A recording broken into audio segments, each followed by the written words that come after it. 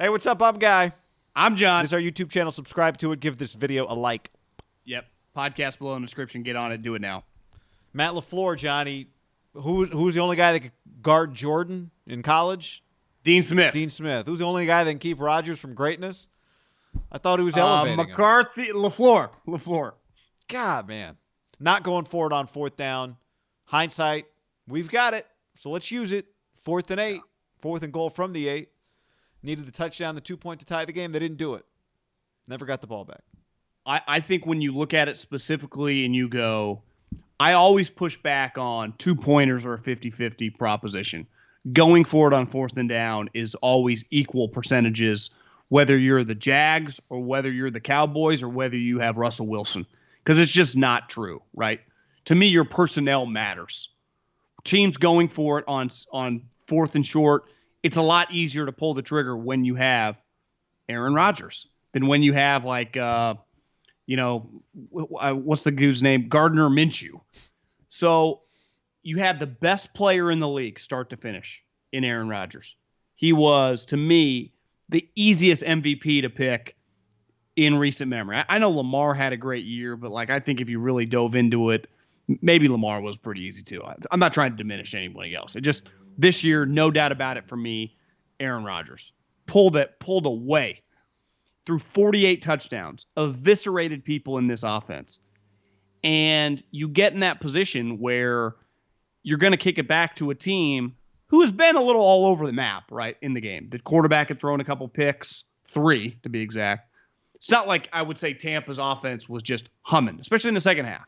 They were good in the first half. It kind of hit the skids in the second half. But to me, you're kicking it back to Tom Brady. That to me, I'm going to kick the ball back to Tom Brady with a chance to not get the ball back. I understand we got 3 timeouts and technically the 2-minute warning. So it's basically a 4th timeout. But you have the best quarterback in the league.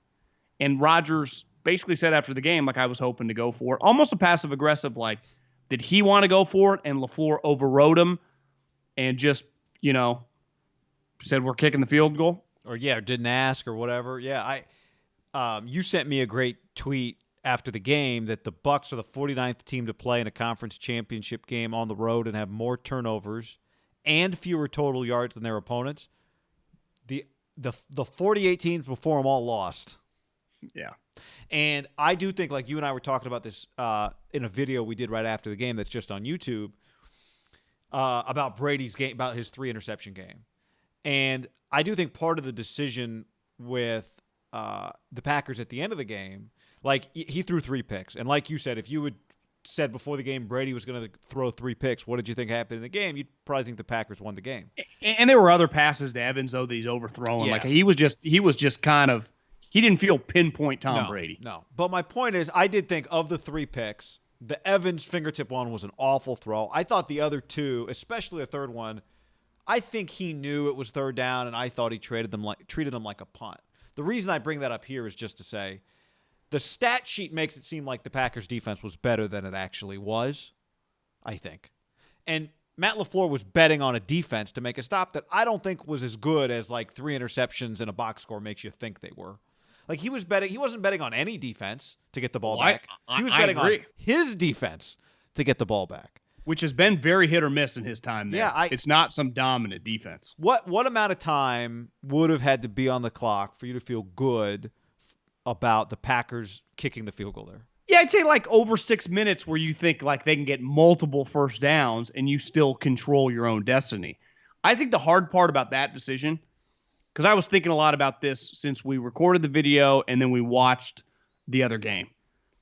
When you have 2 minutes left, right, or 2 whatever and change, you have no margin for error, 1, and you have to still score. So if you go for it at the 8-yard line, and let's just say on 3rd, 2nd, and 1st down, the ball doesn't come close to being completed because it hadn't been off a fingertip on those 3 plays, right? And by the way, airmailed the one. It's hard. Yeah, the down, field, a little room to run. Yeah, the field, it's hard to score even for great as Aaron Rodgers against a good defense. Field's a lot wider than it is long. It's just a difficult proposition sometimes in there. But you have to get the ball back anyway. So you're pinning them, like the more and more I thought about it, like who gives a fuck if they're getting the ball at the 8-yard line. So if you stuff them, because you're going to have to stuff them anymore, if you punt it or if you kick the field goal, you get them at the 8, you still got your timeouts, and you got to play defense no matter what. I think in hindsight, it's a no-brainer they'd go for it because the field position was better than what they got, and it wasn't great because the dude hit the ground anyway, right? I mean, I'm saying it's not like Tampa ran it out. If they get the ball back because they had the 2-minute warning and 3 timeouts, Jadon Mickens, and they win the game somehow, Jadon Mickens on that kick return is like, that's Buckner level. But don't you think bad. when you look back at the 8-yard line, I would say it'd be one thing if they were at like the 35 or something. Right. Yeah, I think that's definitely part of it. You're at the 8. To me, it's a no-brainer, and it's just in the history of the league, it's what most coaches do because most coaches tend to be conservative. And I think what we've seen over the last, I'd say 5+ years, is the influence of the numbers people getting to the owner and telling these coaches, like, you're allowed to go for that. I am not going to be mad. I want you to do that. And then I think the fans have become accustomed, and I hate the analytics people taking credit for this. In the history of football, since I've been alive, my 35+ years, 36, and the fucking plumber to Bill Walsh sitting on the couch screams for their team to go for it. It's not a new concept. Everyone's like, why are we... If you've ever gone to a game at any level, but especially big college football or the NFL, you get booed when you bring in the punter or field goal kicker, right, in certain situations. Remember in like 1998, Pat Hill went for it in the Silicon Valley Bowl, didn't get it, and got like and when I say a ton of credit, this is not, I mean like it was one of the first things he did that made Fresno State like nationally relevant. Was like, look at this coach with just no reservations, all guts. I don't remember that. I don't remember it. I heard the stories about it, but yeah, I mean, I just think you get the standard now is to go for it, and if you don't, you've always been viewed as conservative. I think now you're viewed as a puss because forever it was like, it's old school football, it's the right thing to do. That is thrown out the window now because the plumber, me, you, every person that's ever watched football and wanted their team to go for it, it's in vogue. It's what everyone does. And then when you factor in, you have Rodgers, Devontae Adams, all these other guys that are just can make plays because of him. It's a devastating decision. And especially because they just don't ever got the ball back. She never even got a chance. So it's 100% the wrong move because it failed miserably. Yeah. Right? I guess I didn't hammer the Pat point, by the way. Like, it was a 2-point conversion to win the game when he could have tied it and gone to overtime, blah, blah, blah. I started thinking, but most of our life, that stuff was unheard of, right? Yeah, but exactly. And when you did it, no one said, like, must be reading the numbers. It was just like, oh, yeah, look at that guy, big balls. If they had not gone for 2 earlier in the game, I was thinking when Lazard dropped the ball and they had kicked the extra point, would he have gone for 2 for the win? I think it was the dude at SC's brother that dropped that. It's like 19. St. Brown. Yeah, because they got like 7 dudes with the teens. There were 2 drops too. There were 2 bad drops. Yeah. One was Lazard. One was Equanimous? Yeah, is that his brother? Who's the dude? 2 brothers. Yeah, Amon Ra. I think the dude on the Packers. He go to Notre Dame. Notre Dame, yeah. And I do think that's why Rodgers. You could say in defense of LaFleur, they have one guy that you feel 100% confidence that can make that tough play, and that's Devontae. Then, and whether this is LaFleur's fault, Gutekunst's fault, I think why Rodgers gets a little edgy sometimes. They don't have the most dependable group in a 4th and 8 situation, right? I think there are a few things more annoying than saying, as I tweeted earlier, but I'll say it. I know. I'm trying to stop saying that. Huh? I'm going to try to stop saying that. You stop saying that? That wasn't passive aggressive. I just try not to say it. Because I could just say, here's a thing that I think, instead of saying, here's a thing I tweeted. But I 80% tweeted it. Adults aren't on it, so we'll just say your thoughts. The drop in the end zone on the 2-point was that he should have thrown that ball to Jordan Love. Like, this is one of the deepest wide receivers. They could have traded back with I guess they couldn't trade back, but they could have just taken a receiver, quote unquote, a little too high. What if they had overdrafted one of the receivers in the second round that turned out to be really good? Yeah, that I would understand Aaron's frustration. Now, it was 3rd down. Aaron, there was some room. I don't know that he could have scored. Easier to say from the couch.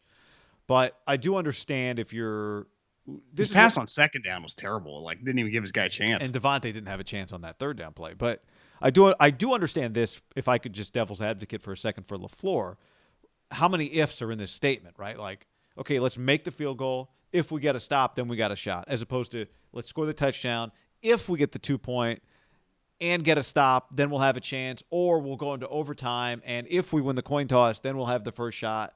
I do understand how many things had to go. When he's looking at it, we're outside the 2-minute. We can get 4 timeouts, basically. I don't like it. It clearly failed. I do, at least I can understand that part of it. But I didn't like it. Then I don't like it now.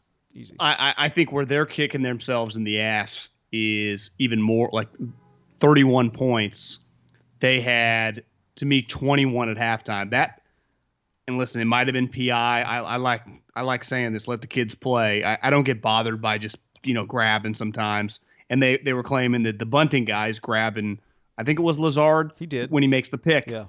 And then a couple plays later on 4th and 8, Tom just throws it up and they score the touchdown. Like, that was a pretty back-breaking touchdown in the grand scheme of things.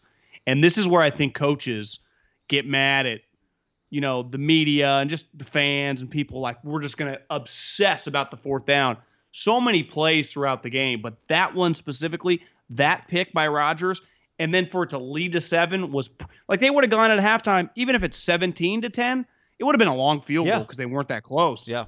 Yep. Well, it wasn't even going to be a field goal. It was 4th and they ran a play. The Scotty Miller touchdown wasn't on 4th down. The 4th down play was the 4th and 2 after, remember, Brady comes off the field, puts the jacket on, runs back out. Yeah. They get the 4th and 2, and then he hits. Then Scotty Miller beats. But how much time is there with Scotty Miller? Like 10 3 seconds left? Yeah, 3. Yeah, not much at all. Hold on, let me pull it up. I thought it was like 2. 4, yeah. Well, it says 27. That might have been with the 8 seconds. Yeah. That was a pretty big kick in the dick for the Packers to go into halftime really, like they just scored. You made the point earlier, but I don't know if you said it here. But just the whole, what was it, an 18-point hole? Yeah. After the fumble, it was 21-10, and then they get the ball, and then that fumble immediately leads to another touchdown. I'm just thinking, no matter how perfect the Packers are going to be, it's really hard to overcome 21-10 in the second half in a championship game, because that means you're playing a really good team. If we're just like October football and you're playing the Jags and you've just been, it's like, okay, it's like if you're an elite team, you might be able to pull a comeback. You just start doing the math and you go, Tampa's, their defense is just good. And then Rodgers has like 2 great drives. That's again, back to LaFleur. He had been playing so well in the second half. The offense has been playing so well. And if you live in the moment, the last couple plays weren't great. I just think if you just live by the philosophy in whatever you do, go down with either your best pitch, your best asset, the number one thing in whatever your business is. And for the Packers, it is by far Rodgers. Like, if we're going to sink, I'm sinking with 12. And it felt like they sunk with the defense and Mike Pettin. And they put it on their shoulder. If you go back, I think he'd have to I got to live and die with Rodgers. And if I lose, it's like, make fucking someone else shoot besides Steph or Clay. I can't have Steph and Clay going for 80. Yep. Like I can't have, is it Kevin King? Yeah. Is that I can't have the game come down to Kevin King trying to get off the field because he showed me all game he can't. Yep. Right? If I could just I'll put the game on Zadarius Smith, but that's not really how defense works, right? It's not like I need Zadarius and Preston to make play or Kenny Clark. Like, it's hard. Because it ultimately comes down probably to usually a DB, right? Especially against Brady, who's going to get rid of the ball fast. It's going to be hard for those guys to make a play against him. And they do have a plethora of wide receivers, do they not? Yep. Like, they're missing Antonio Brown. I don't even feel like it matters. I'd forgotten.